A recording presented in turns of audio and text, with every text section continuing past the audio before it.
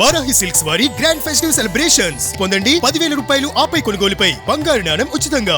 అందరికీ నమస్కారం. నేను Swaroopa Potlapalli. Welcome to Suman TV. Prajashanti party వ్యవస్థాపకులు, global peace initiative founder K A Paul గారు అమెరికాలోని కాన్సాస్ స్టేట్ సెనేట్ లో అద్భుతమైన ప్రసంగం చేశారు. ప్రపంచవ్యాప్తంగా జరుగుతున్న 58 దేశాల్లో యుద్ధాన్ని ఆపాలని, భారత్ అమెరికా దేశాల మధ్య బంధాలు బలపడాలని ఆయన ఆకాంక్షించారు. అయితే ఆయన స్పీచ్ కు అమెరికా అధ్యక్షుడు డొనాల్డ్ ట్రంప్ ఫిదా అయిపోయారు. ఏకంగా క్లాప్స్ కొట్టి మరీ అభినందనలు తెలిపారు. అమెరికా దేశంలో కేఏ పాల్ కి ఇంత విలువ, గౌరవం దక్కుతుంటే ఆయన పుట్టిన గడ్డ మీద మాత్రం ఆయనకు విలువ దక్కట్లేదని చాలా మంది సోషల్ మీడియాలో ఆవేదన వ్యక్తం చేస్తూ ఉన్నారు. ప్రస్తుతం నాతో పాటు జూమ్ కాల్ లో అమెరికా నుంచి లైవ్ లో మనతో మాట్లాడడానికి రెడీగా ఉన్నారు కేఏ పాల్ గారు. ఆయనతో మాట్లాడదాం. సార్ నమస్తే.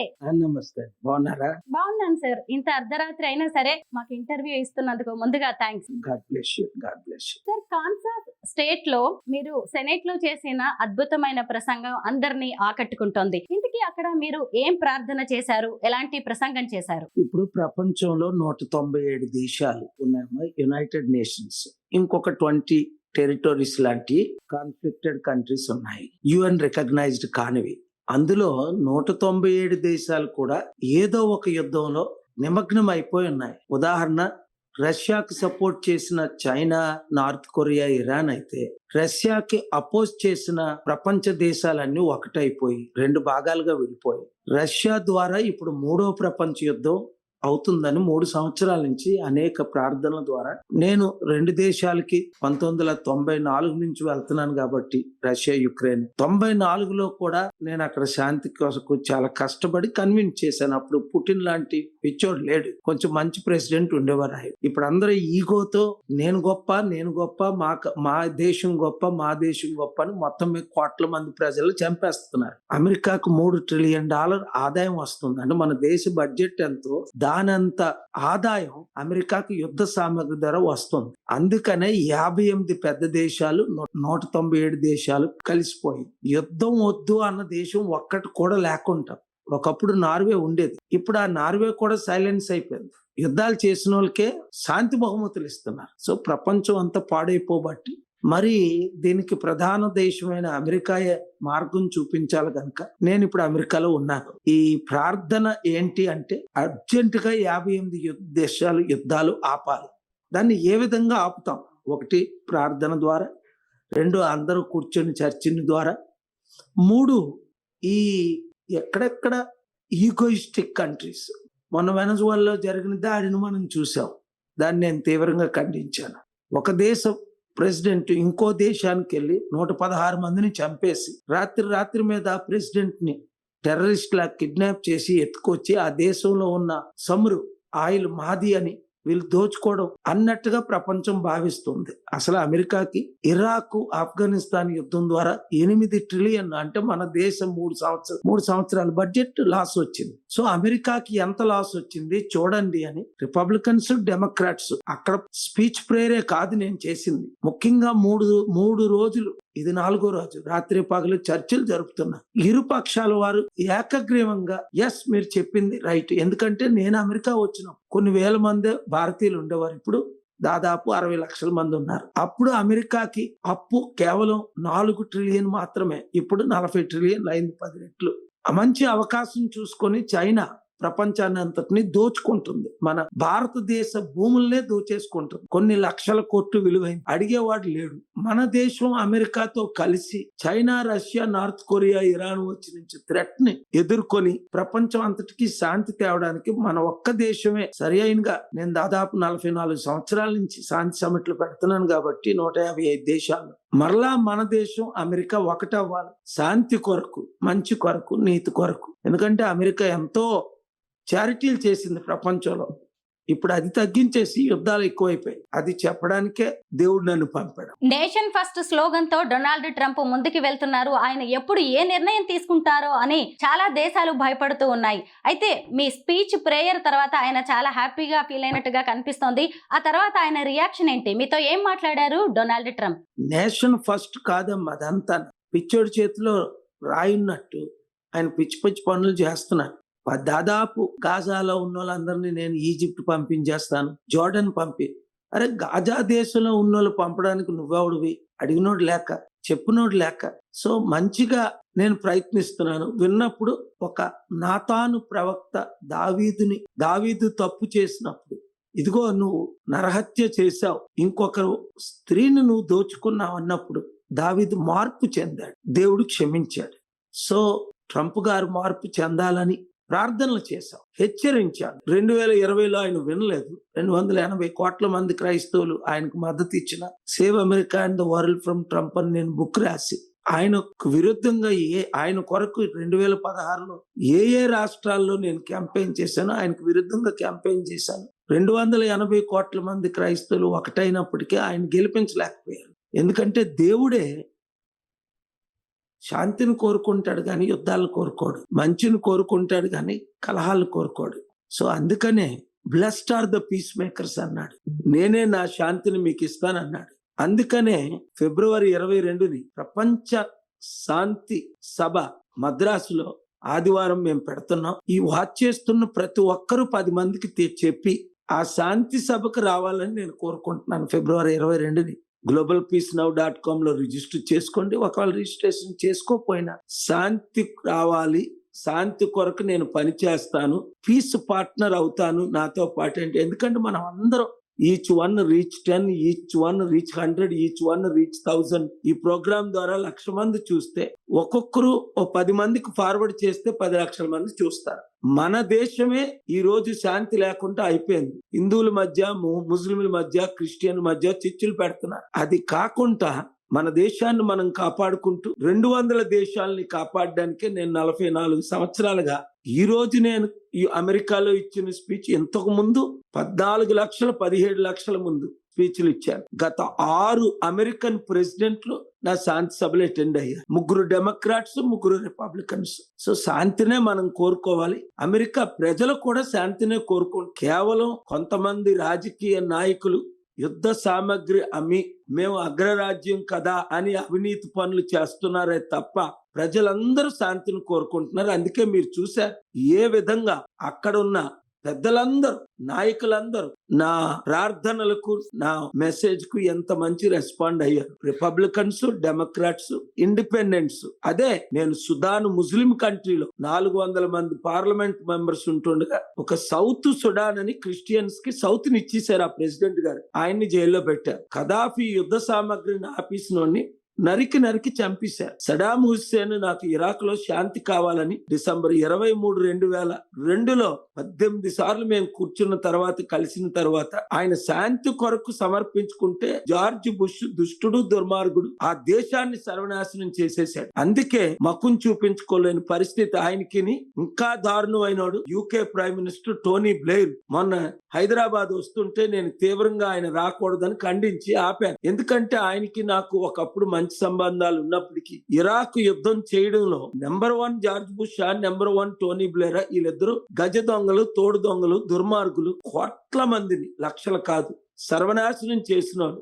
సో అలాంటి వారిని శాంతి బహుమతి అడుగుతాడు. ఈ శాంతి బహుమతులు ఇచ్చిన వాళ్ళకి కూడా బుద్ధి లేదు. యుద్ధాలు చేసిన వాళ్ళకి శాంతి బహుమతులు ఇస్తారు, శాంతిని కోరుకున్న వాళ్ళని శాంతిని పట్టించుకోరు. అందుకనే మన దేశం, ముఖ్యంగా మన తెలుగు ప్రజలు 15 కోట్ల మంది ఉన్నాం. 200 దేశాలు. తెలంగాణలో 4 కోట్లు, ఆంధ్రాలో 6 కోట్లు, దేశమంతా ఇంకో 3-4 కోట్లు, ప్రపంచమంతా ఇంకొక 1-2 crores.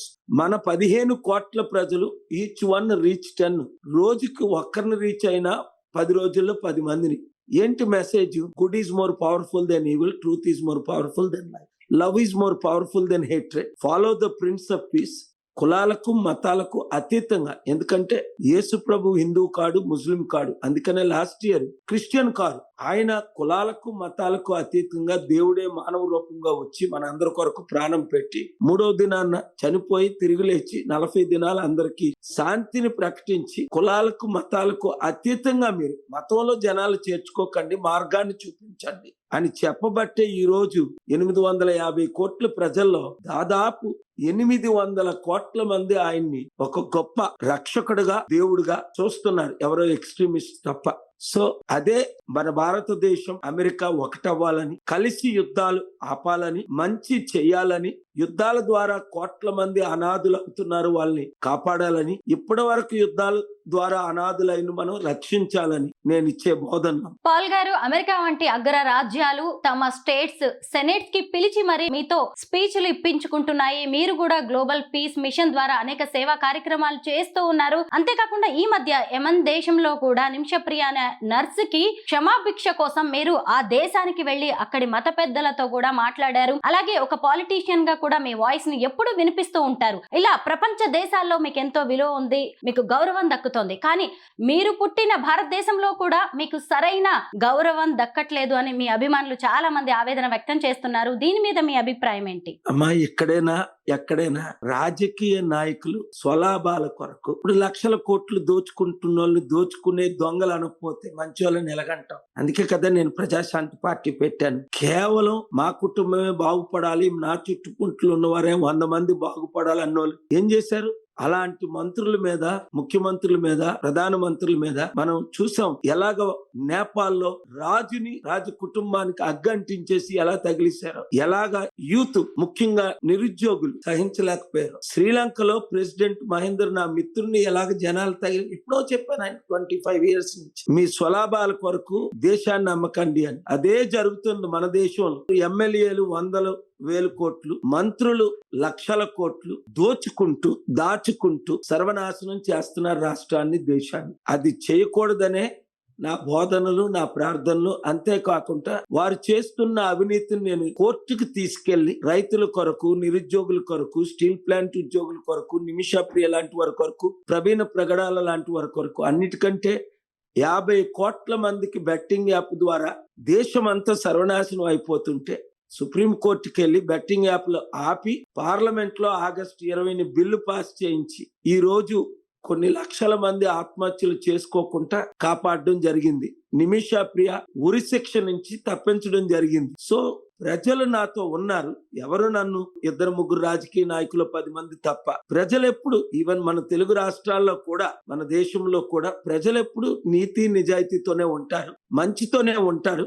ఇప్పుడు మీరు కింద కామెంట్స్ చూస్తేనే మీకు అర్థమైపోద్ది. నేను ఇక్కడ ఉంటుండగా అక్కడికి ఆ వీడియో వచ్చి దాన్ని అద్భుతంగా చిన్న యూట్యూబ్ ఛానల్లో 5, 6, 7 లక్షల మంది చూస్తున్నారు. ఆ కామెంట్స్ నేను ఫస్ట్ 100 చదివితే 100కి 100 అందరూ ఎప్రిషియేట్ చేసి సపోర్ట్ చేసిన వాళ్ళే. పొలిటికల్ పార్టీలు మార్పు లేవు గనక 7569441275 కి మీరు గ్రూపులు పెట్టండి అంటున్నాను. ఎందుకు?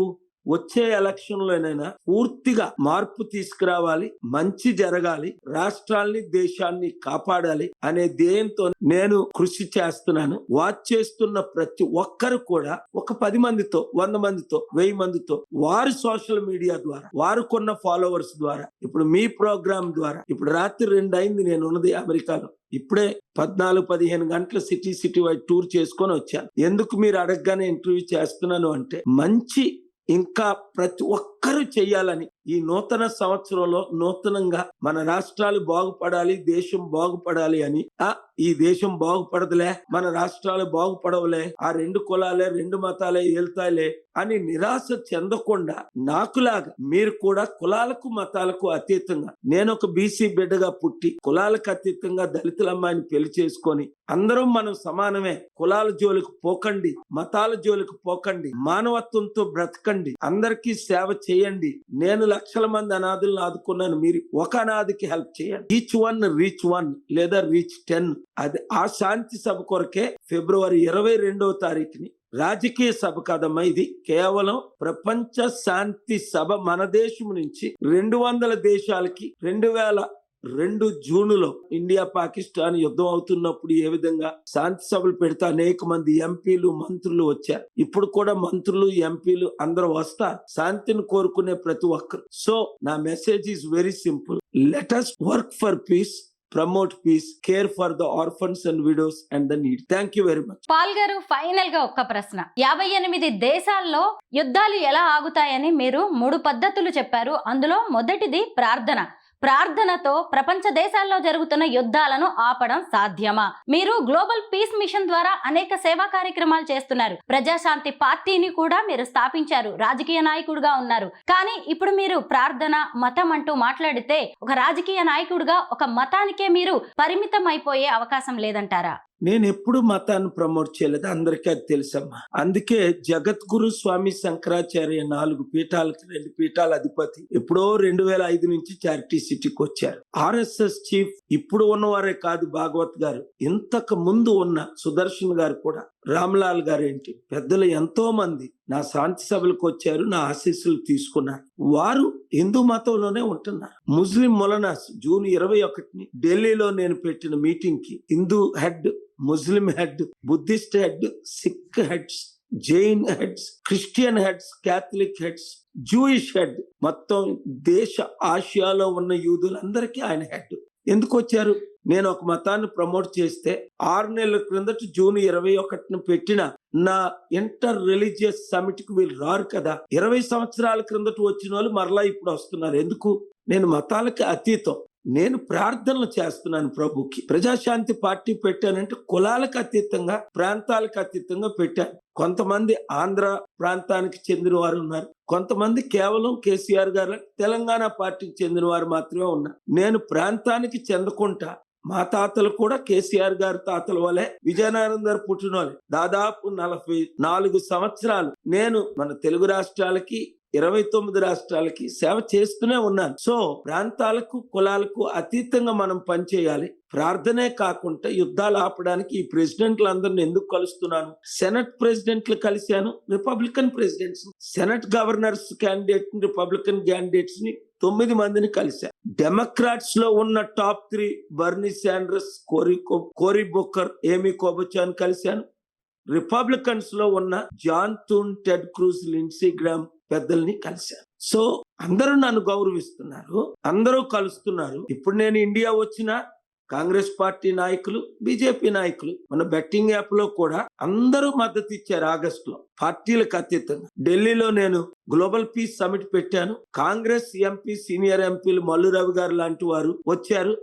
BJP senior MPs Parshottam Rupala గారు, అలాగే సిపిఐ సంతోష్, సిపిఎం అందరూ, బీఆర్ఎస్ పార్టీ రవిచంద్ర గాయత్రి గారు వచ్చారు. అలాగే పొలిటికల్ పార్టీగా మనకు మద్దతు ఇవ్వకపోయినా సమిట్ పెడితే ఇప్పుడు కేసీఆర్ గారు, కేటీఆర్ గారు మద్దతు ఇస్తారు. రేవంత్ రెడ్డి తమ్ముడు తప్పకుండా మద్దతు ఇస్తారు. శాంతిని అందరూ కోరుకుంటున్నారు. అసలు నేను చెప్పే విధానంలో వీళ్ళు చేసుంటే నేను పొలిటికల్ పార్టీ పెట్టకపోదును. రాష్ట్రం, దేశం కొరకే నేను పార్టీలకు అతీతంగా మనం ముందుకెళ్దాం. Thank you very much.